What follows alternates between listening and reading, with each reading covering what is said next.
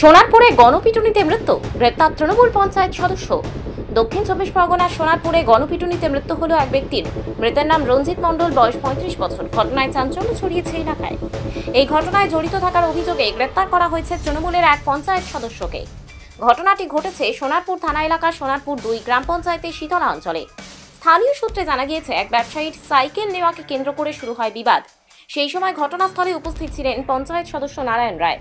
অভিযোগ, তিনিও এই বিবাদের মধ্যে জড়িয়ে পড়েন এবং রঞ্জিত মণ্ডলকে বেধড়ক মারধর করা হয়। গুরুতর আহত অবস্থায় তাকে প্রথমে সুভাষগ্রাম গ্রামীণ হাসপাতাল ও পরে চিত্তরঞ্জন হাসপাতালে নিয়ে যাওয়া হলে চিকিৎসকরা মৃত ঘোষণা করেন।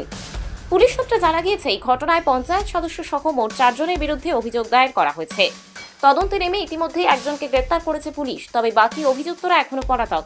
তাদের খোঁজে তল্লাশি শুরু হয়েছে। এই ঘটনার পর থেকে এলাকায় উত্তেজনা, রাজনৈতিক মহলে শুরু হয়েছে চাপানুতোর। সিপিএমের আইনজীবী নেতা সায়ন ব্যানার্জির অভিযোগ, পঞ্চায়েত সদস্য বিধায়কের ছত্রছায়াতেই এমন ঘটনা ঘটছে। অন্যদিকে তৃণমূল নেতৃত্বের দাবি, আইন নিজের পথে চলবে, কেউ দোষী প্রমাণিত হলে তাকে রেয়াত করা হবে না।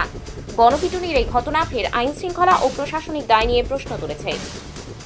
বিষয়টা তো আমি শুনলাম, অ্যাকচুয়ালি একটা মারপিটের ঘটনা ঘটেছে।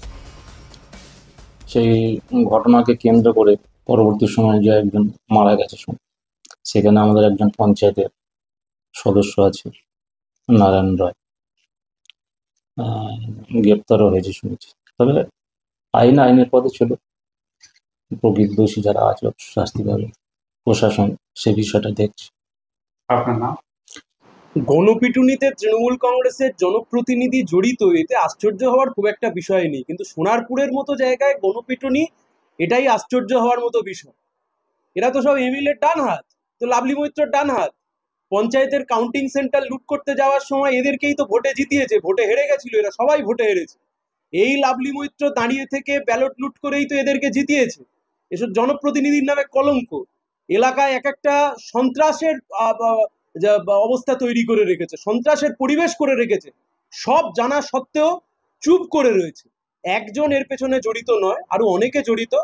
পুলিশকে আরো সক্রিয় হতে হবে এবং পুলিশকে জবাবদিহি করতে হবে যে সোনারপুরের মতো জায়গায় এই ক্রাইম সিন্ডিকেট বাড়ছে কিভাবে। অবৈধ চোলাই, অবৈধ সাট্টার ঠেক, মদের ঠেক, জুয়ার ঠেক, এবং সেই সমস্ত জায়গা থেকে যেভাবে একের পর এক নাগাদ উনি এসে বলছি যে একজন অসুস্থ, আর ওষুধ আনতে যাব কাকু, এই একটুখানি যদি সাইকেলটা দিয়ে হেল্প করেন তাহলে খুব সুবিধা হয়।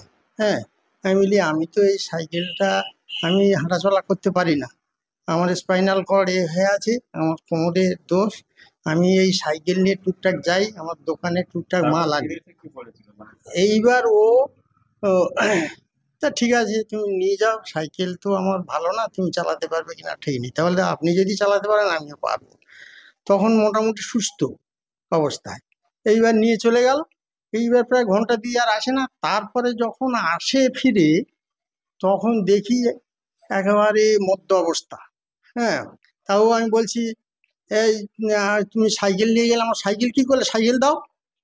তখন বলছি কি সাইকেল, কই আমি তো কোনো সাইকেল নিয়ে যাইনি। হ্যাঁ, এইরকম একদম মেজাজ দিয়ে উঠছে। আমি বলি কি বলো, তুমি সাইকেল নিয়ে যানি, তুমি সাইকেলটা নিয়ে গেলে ওষুধ আনার নাম করে তুমি জানি বাদানুবাদ ওই ওই মানে ওই ওর নাম কি সন্তু না শান্তু, ওর সঙ্গেই ওর সাইকেল নিয়ে গেছে।